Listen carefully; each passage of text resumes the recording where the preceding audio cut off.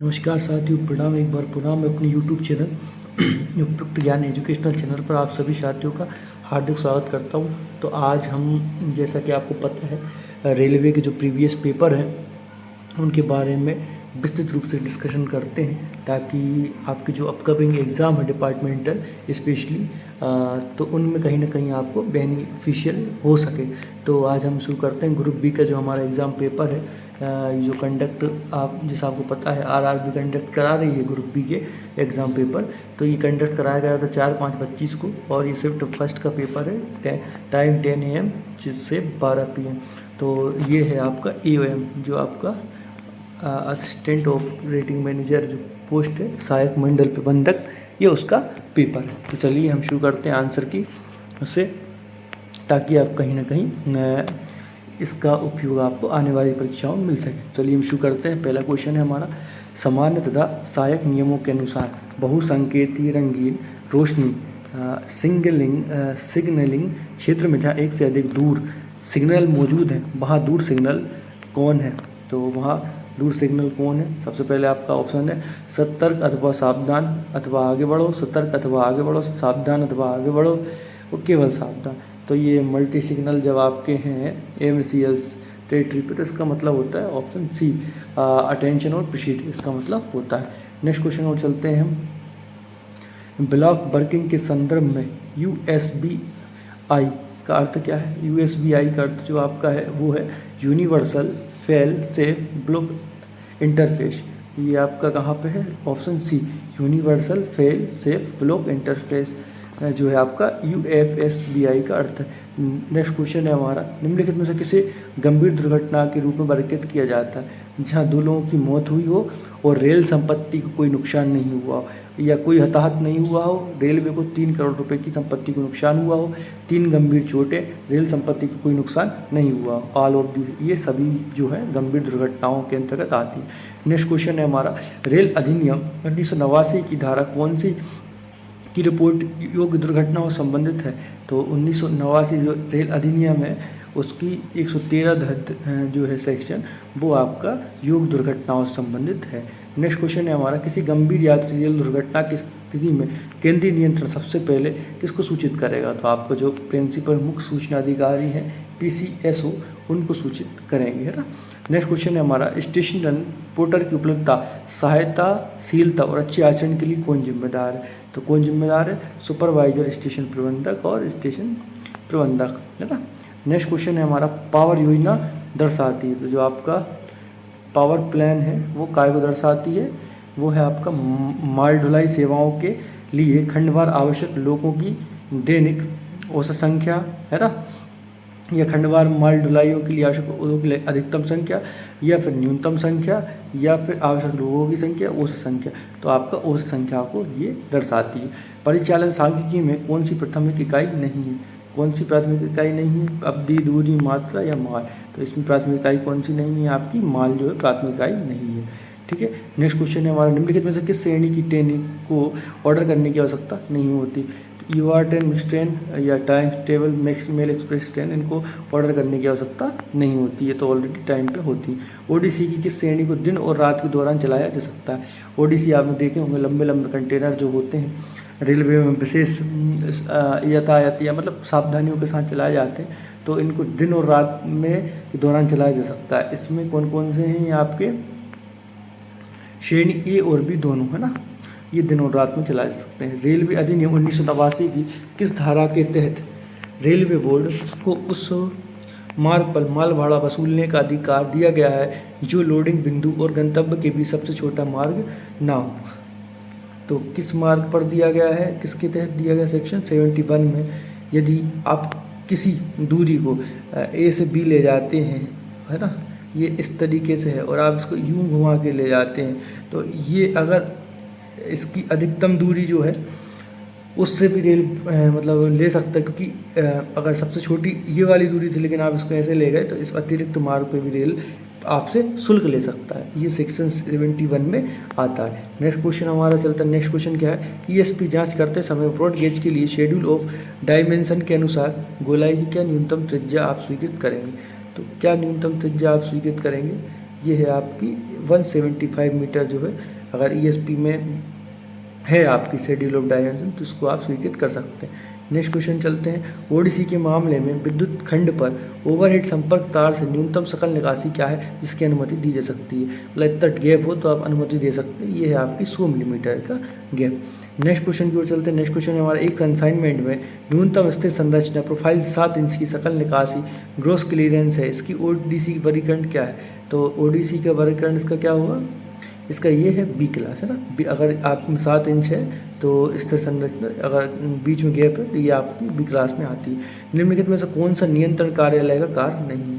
तो माल ढुलाई इंटरचेंज की निगरानी करना, ओवरसोर्स कर्मी दल के लिए राहत की व्यवस्था करें, बेगनों की आपूर्ति की व्यवस्था करें, विलम्ब शुल्क की छूट, ये इनके अंतर्गत नहीं आता है ना।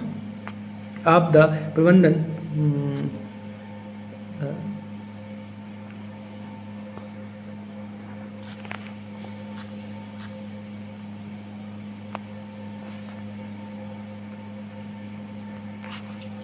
नेक्स्ट क्वेश्चन है हमारा क्वेश्चन नंबर 16। आपदा प्रबंधन योजना के अनुसार CBRN क्या है। वो आपदा प्रबंधन योजना के अनुसार CBRN क्या है। तो आपका CBRN जो है केमिकल, बायोलॉजिकल, रेडियोलॉजिकल, न्यूक्लियर, ये CBRN का फुल फॉर्म है। आपदा प्रबंधन योजना के अंतर्गत निम्नलिखित में से किसे आपदा के रूप में मान्यता दी गई है। तो किसे मान्यता दी गई, रेल दुर्घटना, प्राकृतिक आपदाएं, मानव निर्मित आपदा, ये सभी जो है आपदा प्रबंधन योजना के अंतर्गत आपदा की योजना, मतलब आपदा की परिभाषा में शामिल की गई। DMP के तहत रेलवे आपदा की स्थिति में लोगों और जानवरों को निकालने कौन सा विभाग जिम्मेदार है। सबसे पहले ये है आपका परिचालन विभाग जो जिम्मेदार है।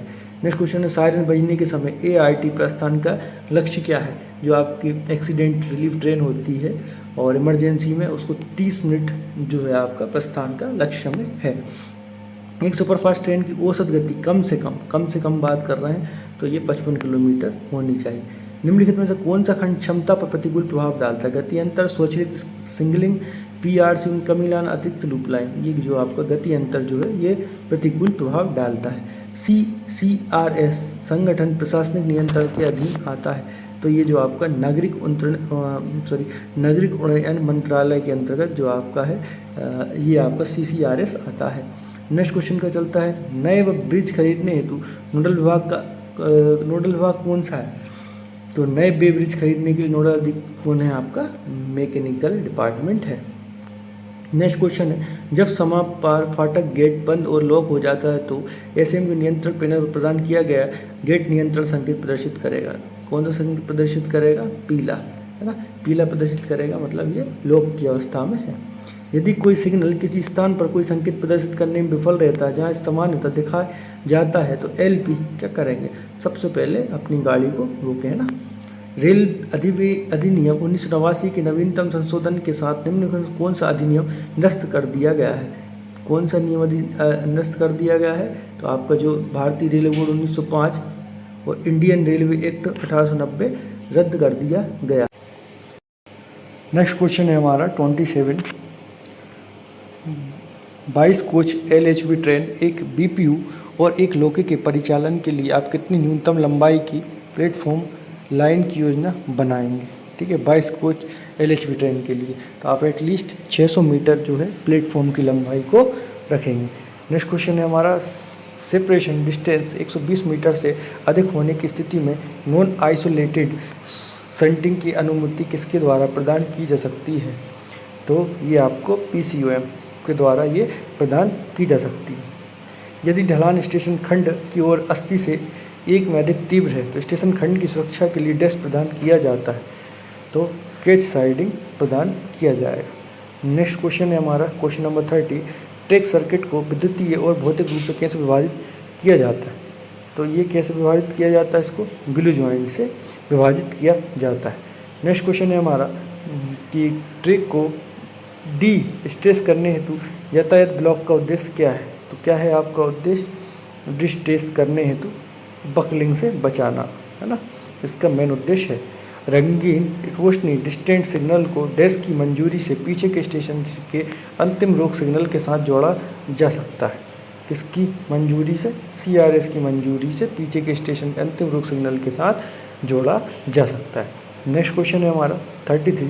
निम्नलिखित में से कौन सा आने वाली गाड़ी के लिए एक स्थावर रोक सिग्नल नहीं है। तो कौन सा नहीं है? रोकने वाला आउटर सिग्नल ये रोकने का है, होम सिग्नल भी रोकने का है, रूटिंग सिग्नल ये भी रोकने का, कॉलिंग ऑन सिग्नल ये रोकने के लिए नहीं है। भारतीय रेल पर कितने उच्च घनत्व नेटवर्क SDN मार्गों की पहचान की गई है? 7 पहचान की गई है। भारतीय रेल द्वारा कौन सा आपदा जोखिम करणीय ढांचा अपनाया गया है? कौन सा अपनाया गया है भारतीय रेलवे द्वारा? सेंडाई फ्रेमवर्क को अपनाया गया है। मेन लाइन कोचिंग ट्रेनों की प्राथमिक जांच के लिए कितना रखरखाव समय सुनिश्चित किया जाता है? ये मेन लाइन कोचिंग ट्रेनों के लिए 6 घंटे निर्धारण किया गया। किसी समय अवधि में लाइन क्षमता उपयोग के आकलन के संदर्भ में DCPT का विस्तार करें। DCPT क्या है? Digital capacity planning tool DCPT का फुल फॉर्म। डिवीजन द्वारा कर्मी दल रिव्यू की आवृत्ति क्या है? प्रति वर्ष आप रिव्यू की आवृत्ति को दोहराते हैं ना। नेक्स्ट क्वेश्चन है हमारा, निम्नलिखित में से कौन सा पैरामीटर माल परिचालन निष्पादन को सर्वोत्तम रूप से दर्शाता है? तो सर्वोत्तम रूप से कौन दर्शाता है? टन किलोमीटर पर वेगन डे, है ना। ये जो है आपका सबसे अच्छा परिचालन निष्पादन को दर्शाता है। नेक्स्ट क्वेश्चन है हमारा क्वेश्चन नंबर 40, HABD उपकरण द्वारा किस वेगन दोष का पता लगाया जाता है? तो किसका पता लगाया जाता है? हॉट एक्सेल, गर्म जो चका का हॉट है वो उसका पता लगाया जाता है। एक पूर्णतः loaded double stick container rake में कितनी TELA पाई जाती हैं? 180 पाई जाती हैं। बहुसंगति रंगीन रोशनी सिग्नलिंग में लाइन क्लीनर देने के लिए प्रथम रोक सिग्नल से आगे कितनी पर्याप्त दूरी साफ रखना आवश्यक है? 180 मीटर की दूरी होना आवश्यक है। नेक्स्ट क्वेश्चन है हमारा, गति शक्ति नीति के अंतर्गत रेलवे प्रशासन कौन है? तो ये है आपके DRMG है। माल धक्के पर रेलवे के स्वामित्व वाले रेकों की हैंडलिंग के लिए रेलवे द्वारा ग्राहकों पर लगाए गए शुल्क को क्या कहा जाता है? तो आपको टर्मिनल चार्ज कहा जाता है। नेक्स्ट क्वेश्चन है हमारा, निम्नलिखित में से कौन GST ऑपरेटर के रूप में पात्र है? तो GST ऑपरेटर के रूप में कौन पात्र? Registered company, joint venture, registered society, all of this ये जो है ये पात्र हैं। मालगाड़ी ऑर्डर करने के लिए निम्नलिखित में से कौन सा आवश्यक नहीं है? तो कौन सा आवश्यक नहीं है इसमें? लदान मतलब आपकी लोड डिमांड की जो है वो आवश्यक नहीं है। क्रू एबिलिटी होना जरूरी, पावर एबिलिटी जरूरी, पाथ एबिलिटी जरूरी, लोडिंग डिमांड होना आवश्यक नहीं। भारत की समृद्ध सांस्कृतिक विरासत को प्रदर्शित करने के लिए भारतीय रेल द्वारा शुरू की गई थीम आधारित पर्यटक सर्किट ट्रेन जिन्हें सेवा प्रदाता द्वारा प्रबंधित किया जाता है कहलाती हैं। तो कौन सी कहलाती हैं? ये आपकी भारत गौरव ट्रेन कहलाती है। जब एक मालगाड़ी किसी स्टेशन पर स्टेबल होती है दोनों ओर कम से कम कितने वैगनों के हैंड ब्रेक को पूरी तरह से कसा जाना चाहिए? तो कम से कम 6 गाड़ियों के हैंड ब्रेक कसे होने चाहिए। एक स्टेशन पर 3 इंजनों को स्टेबल करते समय किस इंजन के हैंड ब्रेक को पूरी तरह से लगाया जाना चाहिए? तो केवल सामान वाले लोगों को, केवल बीच वाले लोग, केवल पीछे वाले लोगों को, सभी लोगों को लगाना जाना चाहिए 3 इंजनों को स्टेबल करते समय। निम्नलिखित में कौन सी डबल डेकर वातानुकूलित कुर्सी यानी इंटरसिटी ट्रेन? उदय एक्सप्रेस जो है वो एक इंटरसिटी ट्रेन है। निम्नलिखित में से कौन सी किफ़ायती अनारक्षित सुपरफास्ट मेल एक्सप्रेस सेवा है? तो ये आपके अंत्योदय एक्सप्रेस जो है वो एक मेल एक्सप्रेस सेवा है। एक जोन में 0 बजे 33 खाली BCN है, दिन के लिए अनलोडिंग 18 BCN है और पूर्वानुमान में खाली रसीद 22 BCN है। यदि दिन के लिए लोडिंग 17 BCN है तो खाली BCN का समापन बैलेंस बताइए। तो ये आपका 56 हो जाएगा। नेक्स्ट क्वेश्चन चलते हैं, प्रेफरेंशियल ट्रैफिक ऑर्डर के अनुसार आयातित कोयला जब प्रेषक या कोयला आयातक द्वारा प्रेषित किया जाता है तो उसे किस प्राथमिकता के तहत परिवहन किया जाता है? तो इसे C मतलब योजना के तहत परिवहन किया जाता है। प्रेफरेंशियल ट्रैफिक ऑर्डर के अनुसार POL यातायात के लिए स्वीकृत प्राधिकारी कौन है? ये जो है रेलवे बोर्ड है। नेक्स्ट क्वेश्चन है हमारा, पार्सल यातायात को डीम्ड BP के रूप में लोड करने के लिए किस स्टॉक का उपयोग किया जाता है? तो किस स्टॉक का उपयोग किया जाता है? BCN का उपयोग किया जाता है। निम्नलिखित में से कौन सी गतिविधि क्रू मैनेजमेंट सिस्टम में नहीं की जा सकती? तो कौन सी नहीं की जा सकती? RS वाल्व सिमुलेशन इसमें नहीं की जा सकती। CTR एंट्री तो होती है, असाधारण घटना की रिपोर्ट भी बनाई जाती है और BA का जो टेस्ट है वो भी होता है। आपका जो RS वाल्व सिमुलेशन है ये नहीं होता। निम्नलिखित में से कौन सा लोको गेजेज सेक्शन में भारी ट्रेनों के परिचालन के लिए बेहतर है? तो कौन सा बेहतर है? WAG 9HH, ये जो बेहतर है। नियोजन प्रक्रिया में NPG का अर्थ क्या है? तो नेटवर्क प्लानिंग ग्रुप जो है वो NPG का अर्थ है। नेक्स्ट क्वेश्चन है हमारा 59, निम्नलिखित में से कौन सा किस द्वारा विकसित नहीं है? तो आपका जो कवच है ये किस द्वारा विकसित नहीं है, जबकि ICMS, सत्संग, स्फूर्ति ये सब किस द्वारा विकसित हैं? नेक्स्ट क्वेश्चन चलते हैं। नेक्स्ट क्वेश्चन है हमारा G और SR के तहत विशिष्ट निर्देश जारी करने के लिए कौन सक्षम है?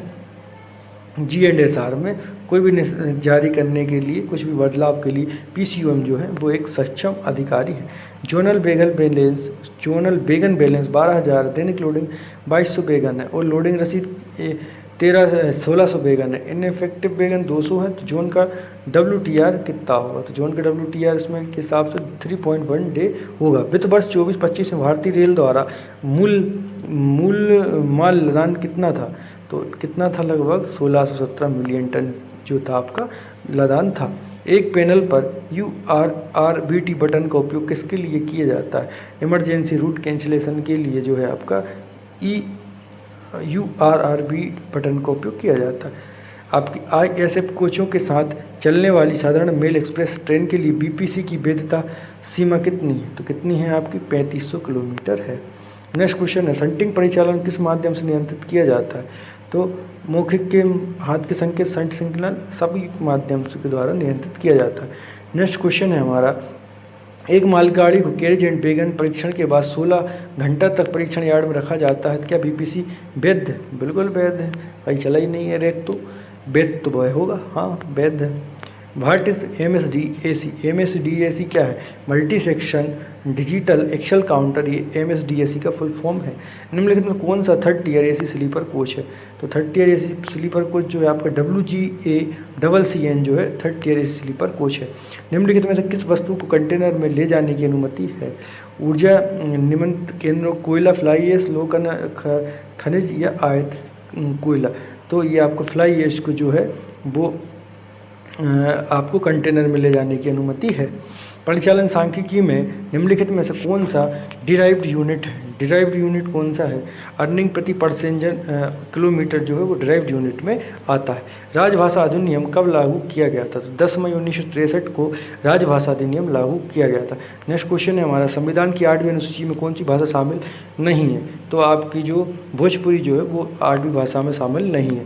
संविधान में किस अनुच्छेद के तहत हिंदी भाषा के प्रसार को बढ़ावा देना संघ का कर्तव्य होगा? अनुच्छेद 351 के तहत ये जो है संघ का कर्तव्य है कि संघ हिंदी भाषा का प्रचार प्रसार बढ़ाए। नेक्स्ट क्वेश्चन है हमारा, नेक्स्ट क्वेश्चन, राजभाषा के प्रसार और प्रयोग में किए गए प्रयासों के लिए महाप्रबंधक कौन सा पदक प्रदान करते हैं? तो कमलापति त्रिपाठी राजभाषा स्वर्ण पदक जो है महाप्रबंधक प्रदान करते हैं। रेलवे हिंदी सलाहकार समिति के अध्यक्ष कौन है? तो आपके जो मतलब माननीय रेल मंत्री जो हैं वो आपके हिंदी समिति के अध्यक्ष हैं, रेलवे हिंदी सलाहकार समिति के। राजभाषा पर संसदीय समिति का गठन कब किया गया था? तो राजभाषा पर संसदीय समिति का गठन 1976 में किया गया था। कथा, कहानी, उपन्यास, नाटक और अन्य गद्य साहित्य के लिए रेल मंत्रालय की पुरस्कार योजना का नाम क्या है? तो प्रेमचंद पुरस्कार योजना जो है आपकी कथा, कहानी, उपन्यास, नाटक और अन्य गद्य विधा के लिए चालू की गई। राजभाषा नीति के कार्यान्वयन के लिए गा क्षेत्र के अंतर्गत कौन सा राज्य शामिल है? तो गा में कौन सा आता है? वेस्ट बंगाल में आता है। नेक्स्ट क्वेश्चन है हमारा, राजभाषा अधिनियम 1963 की किस धारा के तहत रेल मंत्रालय को प्रस्तावों, समान आदेशों, नियमों, अधिसूचना हो, प्रशासनिक रिपोर्टों आदि के लिए अंग्रेजी और हिंदी दोनों का उपयोग करने में कानूनी दायित्व है? तो सेक्शन 3(3) के तहत ये दायित्व बनता है। केंद्रीय हिंदी समिति की अध्यक्षता कौन करते हैं? तो आपके माननीय प्रधानमंत्री केंद्रीय हिंदी समिति की अध्यक्षता करते हैं। किसी रेल कर्मचारी को निलंबित किया जा सकता है जब उसके विरुद्ध अनुशासनात्मक कार्रवाई प्रस्तावित हो, उसके विरुद्ध अनुशासनात्मक कार्रवाई लंबित हो, उसके विरुद्ध किसी आपराधिक मामले की जांच चल रही हो, इस केस में उसको सस्पेंड किया जा सकता है। नेक्स्ट क्वेश्चन है हमारा, अनुशासन एवं अपील नियमों के अनुसार निम्न में से कौन सा लघु दंड नहीं है? तो कौन सा लघु दंड नहीं है? विभागीय परीक्षा पास न होने के कारण वेतन वृद्धि पर रोक या परिनिंदा करना, सुविधा पास पर रोक, रेल सेवक की असावधानी से हुई आर्थिक क्षति की वेतन से वसूली। इसमें जो है आपका विभागीय परीक्षा पास न होने के कारण वेतन वृद्धि पर रोक जो है ये एक मेजर पेनल्टी हो, ये माइनर पेनल्टी आपका नहीं है। फॉरेन सर्विस से तात्पर्य ऐसी सेवा से है जिसमें रेल कर्मचारी सरकार की मंजूरी से भारत या राज्य या केंद्र शासित प्रदेश की संचित निधि के अलावा कोई अन्य स्रोत से वेतन प्राप्त करता है। अब नेक्स्ट क्वेश्चन चलते हैं। किसी रेल कर्मचारी का जो वेतन या छुट्टी वेतन प्राप्त नहीं कर रहा है, दिए जाने वाला मासिक अनुदान क्या कहलाता है? तो सब्सिस्टेंस ग्रांट कहलाता है, निर्वाह भत्ता कहलाता है। वेतन मैट्रिक्स में स्तर 11 पर वेतन वाले रेलवे सेवा पद को ग्रुप ए गेजेटेड में वर्गीकृत किया जाता है। रेल में ग्रुप ए सेवा में भर्ती के माध्यम हो सकते हैं। कौन कौन से माध्यम से ग्रुप ए में भर्ती की जाती है? यूपीएससी द्वारा आयोजित प्रतियोगिता परीक्षा, बिल्कुल सही। ग्रुप बी सेवा में अधिकारियों को पदोन्नति, बिल्कुल सही। सरकारी सेवा में किसी अधिकारी का स्थानांतरण, इन सभी के माध्यम से किया जाता है। दीर्घ दंडारोपण मतलब मेजर पेनल्टी की प्रक्रिया अनुशासन एवं अपील नियम के नियम किस अनुसार निर्धारित है? नियम 9 के अनुसार निर्धारित है। किसी भी रेलवे कर्मचारी को लगातार 10 साल से अधिक अवधि के लिए छुट्टी नहीं दी जा सकती, तो 5 साल से अधिक की अवधि के लिए छुट्टी नहीं दी जा सकती। रेलवे बोर्ड स्तर पर कार्मिक विभाग का नेतृत्व कौन करता है? तो आपके जो महानिदेशक एचआर हैं वह ये करते हैं। प्रसाद का सिद्धांत या डॉक्ट्रिन ऑफ प्लेजर भारत के संविधान के अनुच्छेद में निहित है। किस संविधान अनुच्छेद में निहित है? 310(1) में निहित है। जोनल स्तर पर पीएनएम का अध्यक्ष कौन है? तो आपके माननीय जीएम जो है वो जोनल स्तर पर पीएनएम के अध्यक्ष होते हैं। किसी वर्ष के लिए भविष्य निधि के लिए देय अंशदान की राशि रुपये लाख तक सीमित है। कितने लाख तक सीमित है? 5 लाख तक ये सीमित है। कौन सा आचरण नियम प्रत्येक रेलवे कर्मचारी को हर समय पूर्ण सत्यनिष्ठा बनाए रखने की अपेक्षा रखता है? 3(1) का आई जो है वो अपेक्षा रखता है कि प्रत्येक रेल कर्मचारी हर समय अपनी पूर्ण सत्यनिष्ठा बनाए रखेगा। कौन सा आचरण नियम रेलवे कर्मचारी को दहेज लेने या देने में रोकता है? तो 13(1) का जो पहला है ये लेने देने में रोकता है दहेज। जहां पुराने मुख्यालय और नए मुख्यालय के बीच की दूरी 1000 किलोमीटर से अधिक है वहां कार्यभार ग्रहण करने का समय 12 दिन होगा। ट्रैफिक कॉस्टिंग कार्यालय निम्नलिखित में से के लिए डेटा प्रदान करता है। तो ये किसके लिए डेटा प्रदान करता है? यातायात का लाभप्रदता विश्लेषण के लिए ये डेटा प्रदान करता है।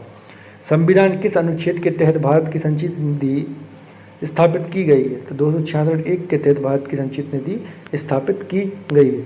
सरकार की वित्तीय शक्तियाँ जो कि किसी अधीनस्थ प्राधिकारी को नहीं सौंपी गई हैं देश में निहित है। तो काय में निहित है? वो फाइनेंस मंत्रालय में निहित है। अगर किसी अधिकारी के पास कोई शक्ति नहीं है तो किसके पास रिजर्व है? वो वित्त मंत्रालय के पास रिजर्व है। साइडिंग मालिकों के साथ अनुबंध के लिए कौन सा विभाग जिम्मेदार है? तो इंजीनियरिंग और जो कॉमर्शियल है वहाँ साइडिंग, जहाँ पर ट्रेनों की स्टेशनों पे आपने देखा होगा माल उतरता है वहाँ साइडिंग है, तो वहाँ उसके लिए कौन जिम्मेदार? इंजीनियरिंग और कॉमर्शियल ही जिम्मेदार है। कॉन्ट्रैक्ट के संदर्भ में ईपीसी क्या है? तो कॉन्ट्रैक्ट के संदर्भ में ईपीसी जो है इंजीनियरिंग प्रोक्योरमेंट कंस्ट्रक्शन ईपीसी का फुल फॉर्म है। रेलवे जोन में भारत के सीएजी का प्रतिनिधित्व कौन करता है? तो पीडीए जो है आपके ये सीएजी का प्रतिनिधित्व करते हैं। रेलवे वित्त में ईबीआर का मतलब क्या है? ईबीआर का मतलब है एक्स्ट्रा बजटरी रिसोर्स। भारत के नियंत्रक एवं महालेखा परीक्षक की संसद में प्रस्तुत रिपोर्ट पर देश द्वारा विचार किया जाता है। तो किसके द्वारा विचार किया जाता है? पब्लिक लोक लेखा कमेटी द्वारा। इसमें लोकसभा और राज्यसभा दोनों के सदस्य होते हैं। लोकसभा के 20 और राज्यसभा के 10 कुल 23 सदस्य इसमें होते हैं। नेक्स्ट क्वेश्चन है हमारा, किसी जोन का बजट अधिकारी कौन होता है? जोन का बजट अधिकारी कौन है? पीसीई जो है वो जोन का बजट अधिकारी होता है। यातायात के लिए लाइन खुलने के बाद रखरखाव और मरम्मत के सभी शुल्क को आवंटित किए जाते हैं। तो सभी शुल्क को आवंटित काय में किए जाते हैं? ये आपके रेवेन्यू में आवंटित किए जाते हैं। रखरखाव और मेंटेनेंस के लिए ये रेवेन्यू से होते हैं। What is the full form of IRFS? तो IRFS का फुल फॉर्म जो है इंडियन रेलवे फाइनेंस कॉरपोरेशन, इसका फुल फॉर्म है। PH42 कार्यों के लिए योजना प्रमुख समन्वयक कौन है? तो PCME जो है आपके 42 के लिए समन्वयक हैं। बोल्ट जो है आपका क्या है? तो बोल्ट है आपका बिल्ड ऑपरेट लीज ट्रांसफर जो है आपका बोल्ट का फुल फॉर्म है। यातायात सुविधा कार्यों के लिए कौन सा प्लान हेड है? तो PH16 जो है वो यातायात सुविधाओं के लिए है। GFR स्टैंड फॉर, GFR का फुल फॉर्म क्या है? General finance rule.